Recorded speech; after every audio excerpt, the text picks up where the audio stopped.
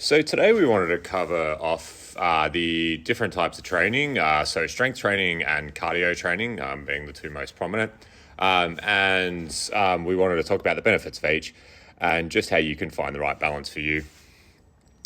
So obviously we know the benefits of exercise being, improved health and well-being, positive impacts on energy levels, mood, helps sleep, disease prevention and stuff like that.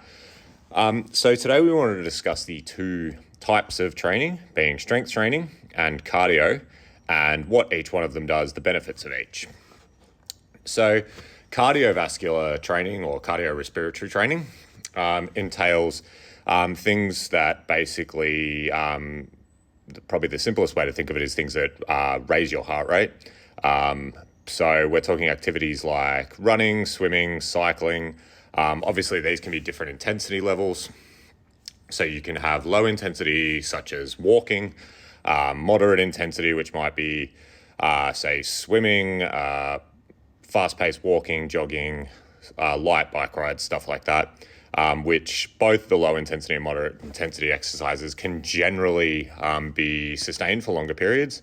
And then you've got your high intensity activities, such as like high intensity interval training, running, sprint training. A lot of sports would be considered high intensity training, stuff like that. So probably the three main benefits of cardiovascular training are that it strengthens the heart and lungs. So your heart is a muscle like all the other muscles in your body. It can be strengthened through exercise. Obviously, you don't target it specifically, but cardiovascular training will help strengthen the heart.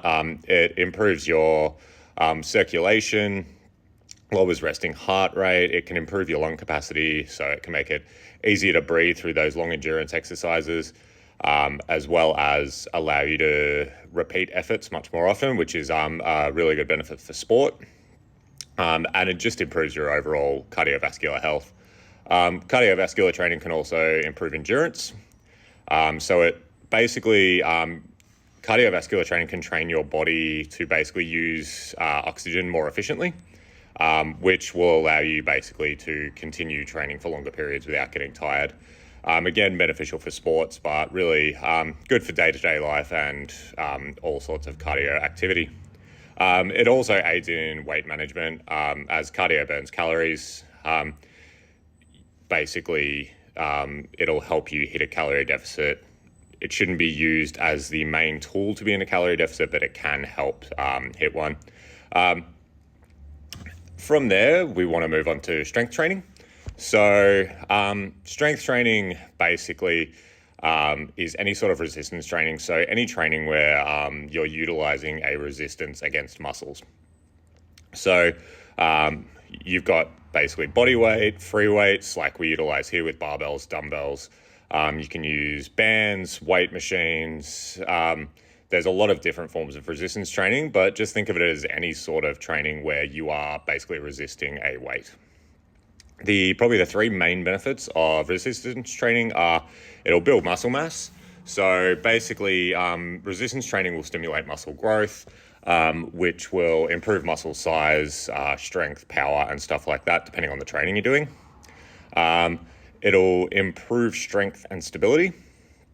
So obviously, improved strength comes with increased muscle mass and increased types of muscle fibers, but it'll also improve your stability, which can help with balance, coordination, reduced risk of falls and stuff like that. And the third one that's often discussed is strength training elevates metabolism. It's not a huge amount, but the more muscle your body does have, the higher your standard, what we call the basal metabolic rate, is going to be. So that's just the standard amount of calories your body burns in a day just to maintain itself. So the more muscle you have, the higher that number is, meaning you can consume more calories while still being in a deficit. There's a lot of misconception around strength training that it's all about bulking up and getting big. It's a very inaccurate way of looking at it. It turns a lot of people off strength training. So strength training has many benefits. You can obviously bulk up and build large amounts of muscle doing strength training, but a lot of that has to do with the type of training and your nutrition around it. So in terms of balance between the two, there should be sort of both types of training in your programming, but it will realistically depend on your goals for training and your time availability and stuff like that. We always emphasize resistance training as the number one, and then build cardio training around that.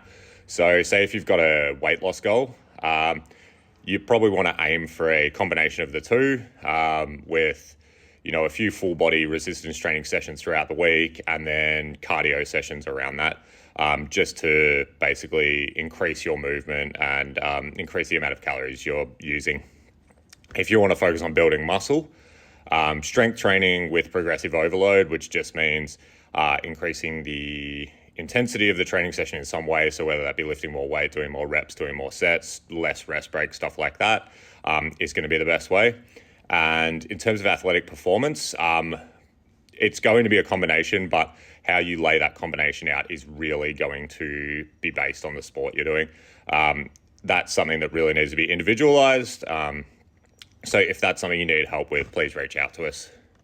So some of the benefits of combining the two, which is basically what we recommend for all people. It improves overall fitness. So obviously strength training is going to mainly focus on your muscular fitness. Cardio training is mainly relating to your cardiovascular fitness. If you're combining the two, you're improving your overall fitness, which is going to be beneficial for the majority of sports. It can increase your used calories each day.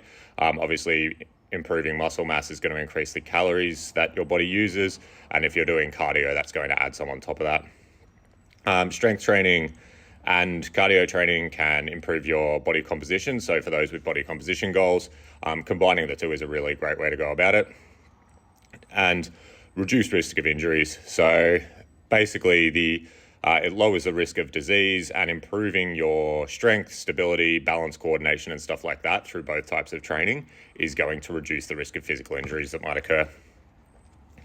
So that's what we wanted to cover off on today. Basically, our recommendations are really individualized. We do recommend resistance training for all clients. Cardiovascular training should be interspersed in there, but it's going to depend on your goals, your time constraints, what athletic performance you need, and stuff like that.